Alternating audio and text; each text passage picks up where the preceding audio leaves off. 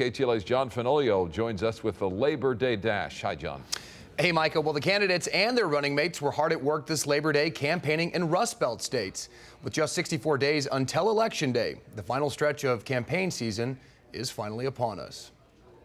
Hillary Clinton and Donald Trump are competing for support from working-class voters and apparently runway space in Ohio. Their planes sitting just a few hundred feet apart at the same airport. And they're having a fight on the tarmac. Clinton and running mate Tim Kaine also making stops in Pennsylvania and Illinois, jetting through the Rust Belt in a new plane that she'll share with her traveling press corps. I am so happy to have all of you with me. She's been criticized for not being more accessible to the press, but today took a few questions from reporters, responding to the FBI report on her use of a private email server. I take classification seriously.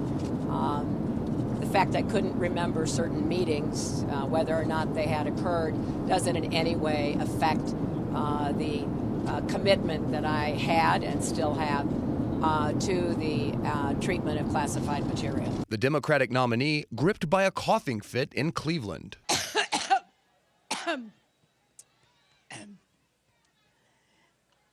Every time I think about Trump, I get allergic. And again, up in the air. Get some water. Yep. Thank you. Not to be outdone by Mrs. Clinton, Donald Trump also inviting a few reporters on his plane to talk about the economy. But the GOP nominee is again raising more questions than answers about his immigration stance. This time, whether he would rule out a pathway to legal status for undocumented immigrants. I'm not ruling out anything. No, I'm not getting a path. A clear departure from his position last week. There is no path to legalization unless people leave the country. Senator Bernie Sanders seizing on Trump's evolving immigration position while campaigning for Mrs. Clinton in New Hampshire. This guy is a pathological liar. We cannot have a president of the United States who keeps changing his position every day. Now, Trump today also told reporters that he will take part in all three presidential debates. Micah, the first one in just 3 weeks. And John, new poll numbers out. What do they show as we get closer to the election?